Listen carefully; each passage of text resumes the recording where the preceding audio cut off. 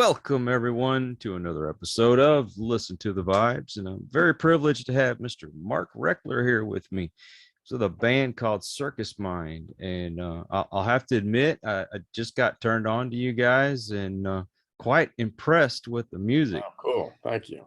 But before we get into this discussion, just kind of tell a little bit about yourself. All right. Well, I am a musician. I'm also an architect and an artist. I like the arts, and I went to school down in New Orleans, Tulane. I definitely made friends and picked up a lot of the musical styles of that region, and played with a bunch of guys from down there and developed relationships, and that's definitely come into my music playing. And I was an architecture major there, but always did the music thing straight out of there. And I've been doing a lot of just creative projects since the CIRCUS Mind is coming upon we're going to have our 20th anniversary party Thanksgiving weekend. Congrats. So and we've been through a couple of configurations, but 3 members are the same, and it's been a good, fun trip. Well, I understand you lost one of the guys recording this last album. We did. We lost our bass player, Chris Crosby, like a magnificent player, like gifted, great, sweet guy. Known him for a long time. It was quite unfortunate. It was heroin overdose. Oh man, I'm so sorry. No one knew that was going on. Even you would never have known. We were all fooled, and it's a big loss. I always, whenever I had a musical idea, I text Chris, what do you think about this? And so he was a great musical partner. I threw everything up against him all the time, and I feel it today when I write something. I'm like, I'm like, just want to send it to him and get his response and stuff. So it's my condolences, man. Thank you. So sorry. Well, if it's any consolation, the album is awesome. This new one, it's Bioluminate. Yeah. Well, I've actually been listening to some of the other stuff that's on Spotify as well. Yeah. And it's a reminder of, there's some of the songs that I turned on, and it was almost as if I had turned on Breakfast in America with Supertramp for the first time again. I love that album. I'm so glad. Not many people really pop out with that, but that was like a big record for me, back in like junior high, and still left an impression. So there's definitely, there's flavors of that throughout. It's really cool that you brought that up. I wear my favorite things on our sleeve, we're not really trying to hide. It's things we all grew up and loved, and you could hear that in the music. And sometimes when I write songs, I'm like, what is that? That sounds like something. And I don't even know myself sometimes. So I work on it. I run it by the wife, run it by the band, and like, no one's like coming up, and I'm like, all right, I think it's kind of original here. And by the time you record and it gets produced, it becomes something else anyway, even if it came from some element in your brain somewhere, something you loved. So I can't remember the name of the song, but it almost reminded me of that song Bloody Well Right. But don't get me wrong, I even went back and I rechecked to make sure I wasn't hearing the same thing. Right on. And it's close. And you know what, I don't know which song of mine you're talking about, which is probably good too. But like I say, Supertramp is certainly part of my DNA. There's no question about it. You could probably rattle off another 20 bands. I'd be like, Well, I mean, even though it didn't copy it, you could kind of get that sense from it. But right. I mean, I'm hearing elements of Captain Beefheart and Leon Russell. Right on. I want to say, I'm trying to remember the song. I think it's the Dracula song. Yes, Vampire Blues. Yeah, Vampire Blues. Yeah, it kind of reminded me of Come Into My Kitchen. I think along that lines with Leon Russell. Nice. Yeah, definitely Leon Russell, the Dr. Johns. Dr. John is another one. Yeah, Neville Brothers. A lot of the New Orleans stuff was a big influence to me, in the Meters, and But it's funny because that DNA line goes deep. It's even like stuff, you know, I was listening to in the back of my parents' car, you know, between my brothers, and smell my dad's cigar, and it was like AM and FM radio, and you know, it's a lot of Steely Dan in this stuff. I love that. And a lot of sometimes like sitcom music from the 70s, I find tunes sound like. You hear that at all? Okay, so the second song reminded me of Sammy Davis Jr. doing the Beretta theme. Right on. Yeah. So Yeah, there's a it's lot of pretty that. cool. I really like that 70s funk soul sound. I have a song off the first record you might love. It's called Telefunken, and it you know, it sounds like a theme, like the, you know, Barney Miller, or you know, the Jeffersons, or that kind of vibe. And a lot of those were written by Quincy Jones, you know, Sanford and Son, you know, those were like great songs. But I guess they would just, like I said, they enter your psyche, and like you can't help them. They get regurgitated out. Everything comes from something, right? We just can only build upon what we are made upon. So Yeah, you like me, grew up in the 70s, and that was the best time of my life. I just love the 70s, man. Yeah. I would go back there in a heartbeat. Definitely. Life was easy back then, right? You got on your bike, you rode to your friend's house. Mm-hmm. You know, it was cool. The music playing, hair blowing in the wind. I only Great rushed. music. I mean, the music of the 70s is just like, it was so good. It definitely was. It's something I don't know if you'll ever totally capture. Although there's some bands that Billy James has sent me, and they are so close to that sound of the 70s. And I'm like, yes, this is what I want. I want that to resurge, and that whole eclectic type of avant-garde sound. Yeah, I love that. Some of it is like the April Wine and Uriah Heep, and you know, Sweet Zebra kind of sounds. And then you know, I really love a wide array of music. So yeah, I feel I'm the same way. I have a pretty huge spectrum of what I like to listen to, and always sometimes I like to listen to things I don't necessarily even like. I want to see what that's about, you know. So I'm always listening to other kinds of music and exploring new music. I go back in old music, so I'm kind of like you that way. It's pretty wide. I want to hear it all. There's not enough hours in the day, unfortunately. Well, the thing is, and I've discussed this, I don't know how many times, but the music that comes out now is, you can tell that it's made on a computer. It's not, you know, the guys playing it live in the studio anymore. Yeah. Right. And it has too much of that corporate sound, the same old, and then when you have somebody that comes out and tries to put out something like Frank Zappa's stuff, you know, that along that line. And I love the music, for the instruments, and you know, then the lyrics and the singing, but the music, when you can hear the drums and the bass and the guitar and the feeling to it.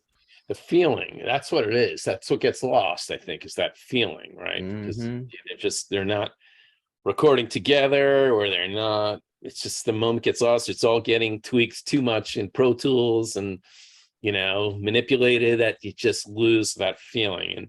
And you know, that process, sadly, you know, has gone away for most. But I have to say, I have a great producer, Chris Fasulo, who's a guy who lives close to me here on Long Island in New York, and he's just really masterful at not losing that feeling. You know, the feeling is really what it's about. So, but I think that's really, sadly, what's gone in a lot of today's music, is that moment, that energy of what's happening in the room. Sometimes, you know, that's why, like, a first take, you know, or you know, you play that song too many times, sometimes like that energy of that specialness is gone. But like there's sometimes those first, second takes when you're first playing it, like it's that feeling, you know, you got to capture that. What was your influence for this album itself? Well, a lot of these songs came at the same time as Joy Machine, which was the album that came out a year before. And I some were pre-pandemic, some were pandemic. By the time I was, you know, I just, when the pandemic hit, I made a commitment to myself that I was going to finish all these half songs that I had that were really good parts. I hadn't been in the studio in a while with this band. There was a big gap of like 7 years, I think. And we were playing a lot in different bands, including Circus Mind. It was almost like a gift for me, that pandemic. I was like, I had to buckle down and like get in the studio and be creative and figure this out. So it's kind of funny because I thought it was going to take a while. Let's say I had like 8 or 9 really good pieces of songs. And I said to my wife, I'm like, I'm not coming down tonight until I finish one of these songs. And I showed up like 15 minutes later and she's like, what, that's it? And I was like, it's it. Like they just started coming out and I blasted out. So I finished those songs really fast and they were great. And I started coming out with more. I just went through a really creative period. And I got the band together. First, we were doing it, remotely because it was the pandemic. And then we were doing it outside, however we were able to do it. And then we eventually got together. We said, screw it. And we were working it out with masks, without masks. And so I had a lot of material. It was, and as a lot of bands, I guess, did during the pandemic, right? A lot of people, there's a lot of records out right now, which is probably hard for you to like, and to catch up on all these new albums that are out. So I had to decide like what worked good for, this first record. And I was saving some really good ones for this EP. And now I have the creativity really I got the juices flowing, I guess, because I have another 8, 9 songs. I'm ready to like bust out more. So I have a single coming out October 7th. So, and we're working on a bunch of stuff in the studio. So, let's see, Joy Machine, that was the inspiration kind of was that a few of the songs were finished, some were half finished, and I wrote a whole bunch of new ones. Then we pieced together the ones that we thought would really go good on that record. And we were really happy with that. And so the Bioluminate, some people tell me they like even better than Joy Machine, which I find both beautiful and amazing. I have a theory on that too. I think today's mind, we only have the attention span really for EPs. What do you think about that? I think like people can't focus on the LPs anymore. It's too much music at once. There's so much going on. No one has the concentration or stamina to really listen to a whole album anymore. So I think, in my mind, because I think they're both great, but I think people could really focus on those 5 songs and they were like, oh, wow, what a great solid album. I don't know if people can focus on 13 songs anymore. Maybe it's just me. Maybe I can't focus on 13 songs anymore. I don't know. Some bands do that. Yeah, I'm always trying to figure it out. Sometimes I think, maybe I should just shoot out singles. I know it's not good for reviewers or that kind of thing, but I just feel like I don't know, there's something nice about banging something out like once a month. I got something for you, got something for you, got something for you.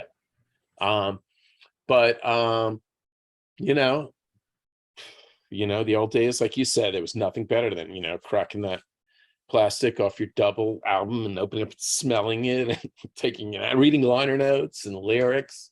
That's a lost art form. I don't think we'll ever have that again. That's why, like, maybe this is a singles world now, I don't know. Well, I do talk to some of the younger generation that are making albums, and that's what they do. They'll come up with a song, they do whatever they have to do to it, and then they put it out there.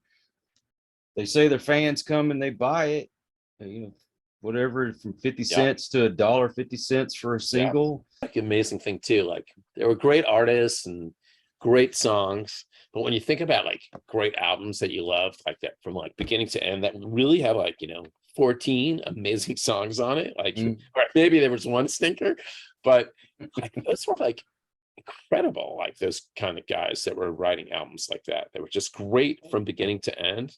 That's hard, that's really hard to find. There's good songwriters out there and God bless them, but guys that were able to put an album like that conceptually with the theme running through it and the artwork, wow. Yeah, the 70s, man.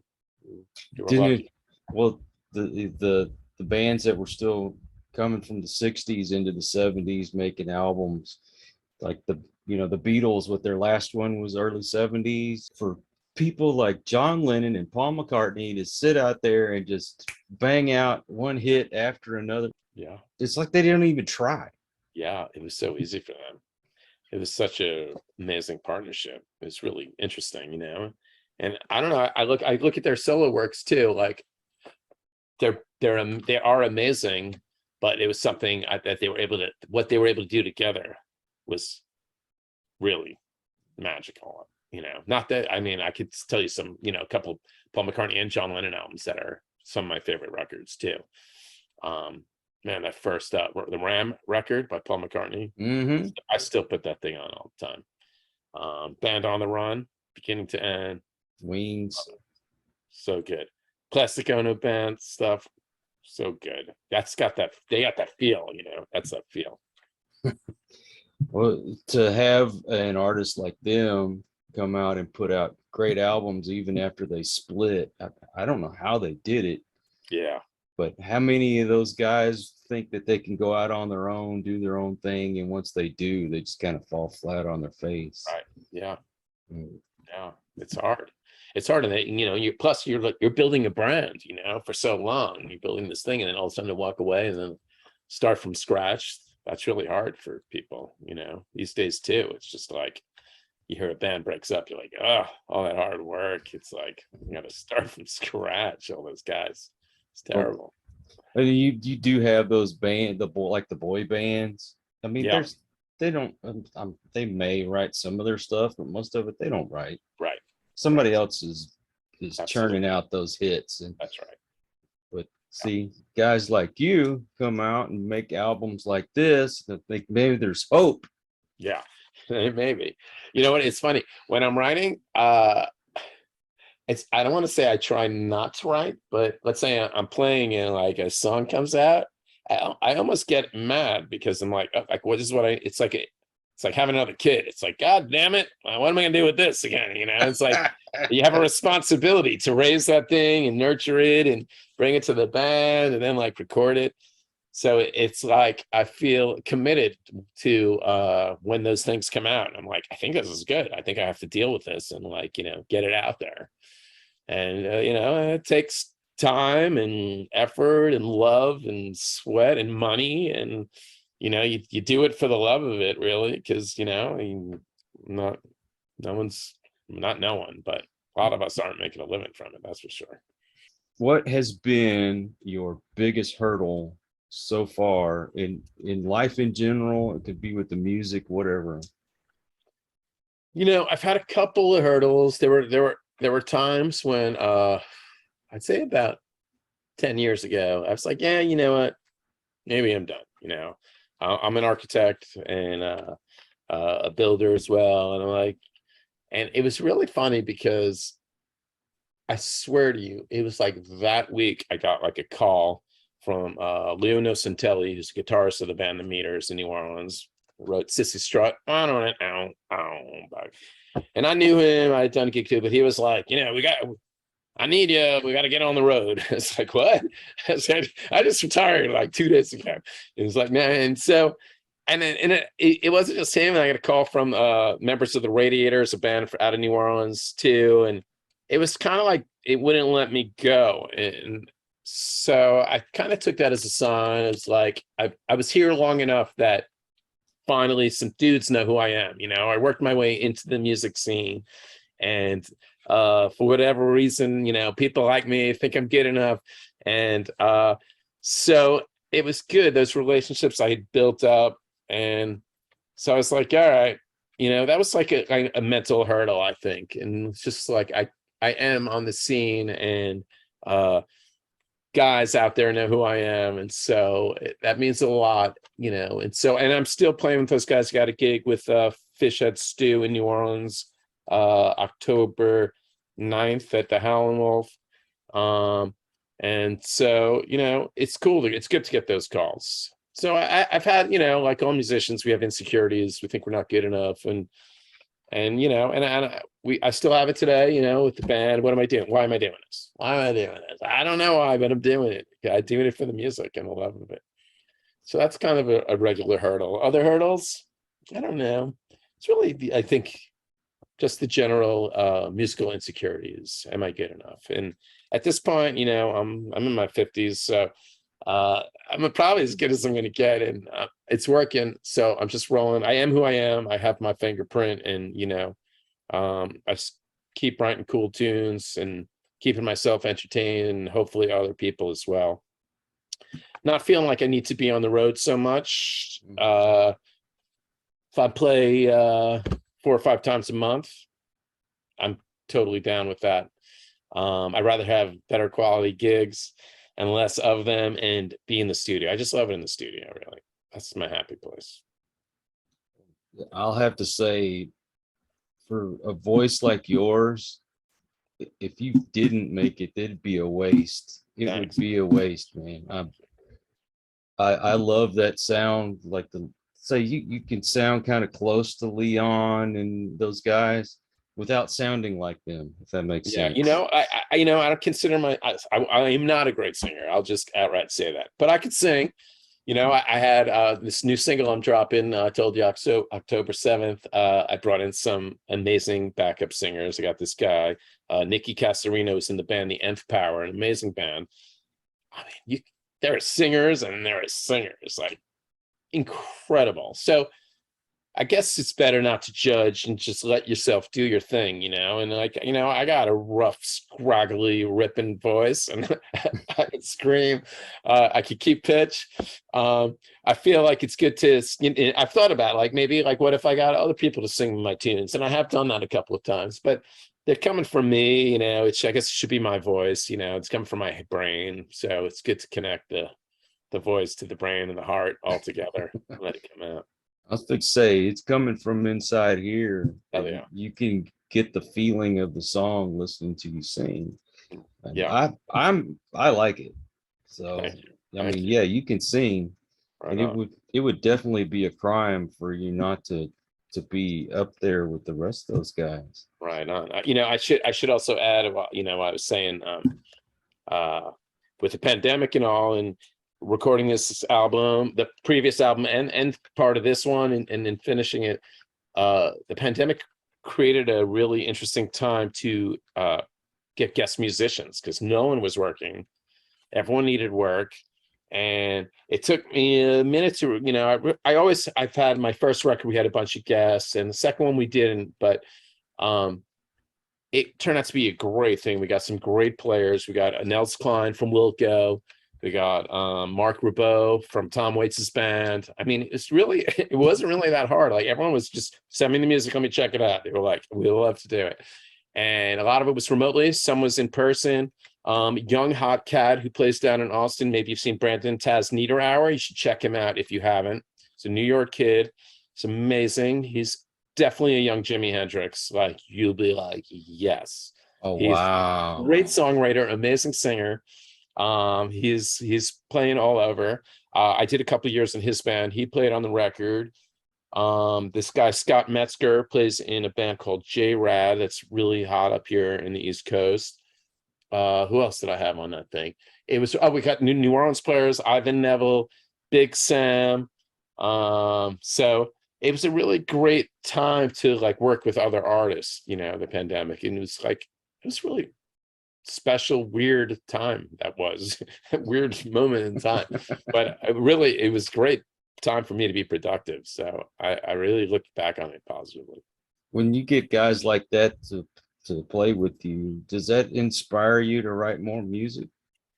Definitely. And sometimes I write music and like I'm like, who would be, who could play that part? And then I think about, bands I like that are still around. And then yeah, it's totally inspirational. It sometimes it works first, like I'm playing the music, I hear someone else even singing it in my head sometimes, or some kind of funky guitar. I'm like, man, that guitar part I'm hearing in my head sounds like, this dude. So it's funny how that works. And then, that dude might not be around. So you think of who else that kind of style sounds like. And it's cool. It's a really nice way to work. And I've met a lot of cool guys and I've built relationships that way. Like once you do that, they're like, hey man, can you play on this thing? Or like, we're going to be in New York. You want to, sit in with us? And so it's really always worked out positively too. It's got to be flattering for that person to know, oh, you wrote this riff or this beat to emulate that person. Yeah, Of course, I'd be like, yeah, hell yeah, come on yeah, and play with yeah, you. You. definitely. You wrote that because of me? Heck yeah. Yeah, absolutely. Um, but yeah, so the record definitely, you would definitely feel in that Supertramp thing. It's awesome. And there's a lot of that stuff, both British and American influences. My first influences, let's see, first Beatles. I grew up on the Beatles, like I had two older brothers, so they fed me their albums, listen to this, listen to that. Shortly after, I think moved into a lot of hippie music, Grateful Dead, Allman Brothers, Little Feat. And then heavier stuff, came like, Zeppelin. And then I got into a lot of prog music, King Crimson and Genesis. And yes, I love that stuff. And then it was probably around when I went to college, I got into funk music because I went to school in New Orleans, and the whole world of funk was really all new to me and really touched me. So that really changed a lot of the writing I've seen. But you could really hear all of everything I mentioned in those songs. It's really all there. It's cool. Like Parliament. Yeah. Flashlight. Yeah. Flashlight.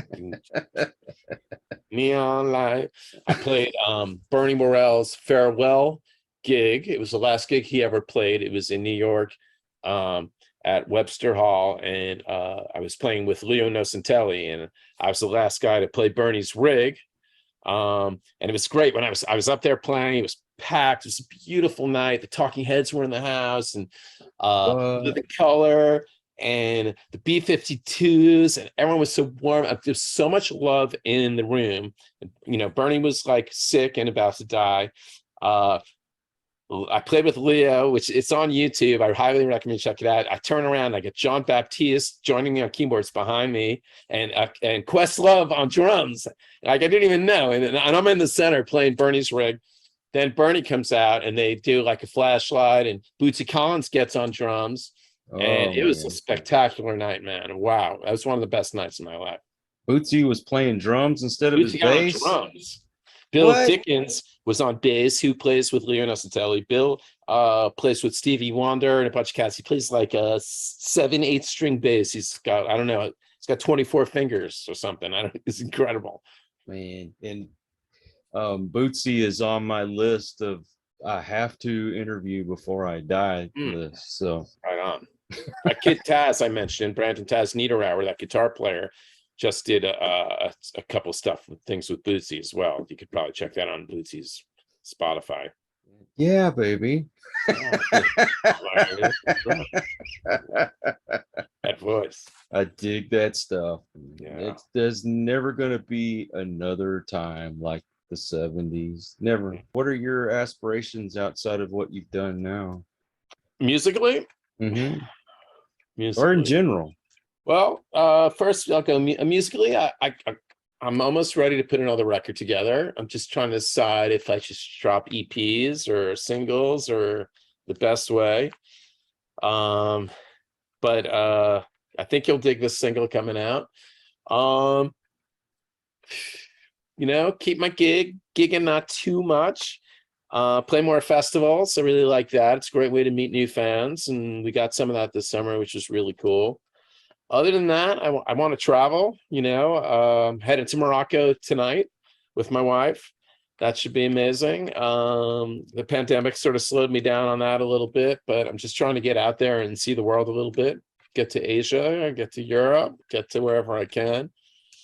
Other goals coming up. Those are really the main two: make music and travel, I think. Make music and travel. What else is there in life? What else is there? If you do it at the same time, then you hit the jackpot. Well, I have two things stopping me. First of all, they say you have to have talent to be in a band and to play the music. So I can play the radio pretty good. Right on. Health wise, my traveling, I'm lucky if I get to travel 2 or 3 hours. Right on. Hey, you know what? It is. I get to live through the music when I turn on something like what I've heard from you guys. It's that feeling like when I heard some of those bands in the 70s for the first time. All right. So I'm reliving it, but it's new, without sounding like you carbon copied somebody else. Right on. Well, that's the thing, I guess, right? And that's you want to be fresh, but you want to go back to what was great, touch upon all that great stuff. And it's what I'm trying to do, man. So if I could do a fresh version of that, then I'm doing my job. So thank you. I appreciate that. You're doing your job. Thanks, man. And but are you trying to write your own Sergeant Pepper's type album? I haven't looked at it like that. That would be like a fun way to do it. I'm usually just kind of starts out, I'm just hanging out at my piano, trying to practice. And I'm like, that's cool.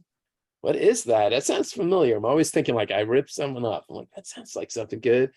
And I start singing some weird words that I don't know why I'm singing, that don't necessarily make sense, or sometimes they do. And then that's when I get that feeling like, oh boy, here I go. I'm writing another song, and like I'm committed to it. And thank God for the iPhone, I'm recording. Sometimes I don't even have it a keyboard. I'm just like I have something in my head, blah, blah, blah, blah, blah, blah. I go back to it. I'm like, yeah, that's a cool hook. I got to use that. And all of a sudden I'm committed to this thing, this idea. Taking up all my time. Well, as much as I hate the modern times, because I'm sorry, I hate going to Walmart and I have to scan my own stinking groceries and all that stuff. The conveniences of like our cell phones and computers and all that, it does make what you do a little bit easier, because you're able to capture it right then and there. Yeah, right on. Yeah, it really does. Capturing it there, getting your ideas down fast, and sketching some stuff up really is cool. One thing technology does, and it really, I think it, for better and for worse, it also brings those tools to a lot of young or not young musicians to create, record, make something, some product that sounds somewhat professional. And so, yeah, the technology is a blessing and a curse, So it's just there's just so much. There's so many sounds, so many keyboards and options and things to go to, and sounds within there. So, it's good to have to limit your palette somewhat. And by the way, that's kind of, I guess, also what makes it 70s. I like the classic keyboards. I got my Hammond organ, my clavinet, my Wurlitzer, my Rhodes. I really go to those, and that's a big part of that 70s sound. I really love those things. Well, I wish nothing but the best for you, man. Thank you. I really appreciate it. This is a good chatting with you. It's cool. Spread the word, spread the love. I'll let you know when the new one's coming, and I'll keep you updated. Definitely. Anytime something comes out that you want to promote, man, just give me a holler. I'd love to help. Oh, cool. I really appreciate that. I know. Thank you for your time. I know you need to get on the road. Man, we're headed to North Africa tonight. So peace and love to all your listeners out there. Check out the music, Circus Mind, Bioluminate, Spotify, iTunes, anywhere else you want to check out. Live stuff on YouTube. Would love you to check it out. See what you think. Quick question. Do you have a website? Yes, circusmindband.com. And social media? Yes, Instagram, Circus Mind Music, Facebook, Circus Mind Music. Okay, Instagram and Facebook. Instagram, Facebook. We're all over the place. I will put those in the description to make it easier. Right on. All you guys out there, if you happen by the station for the first time, I really, really appreciate it. And I hope you'll come back. Please hit that subscribe button. And for those of you who are regular to this channel, I know I said station a minute ago, thank you for that support. It's because of you that I get to do this. And so until the next one, everyone, please take care. Be kind to one another. God bless and peace.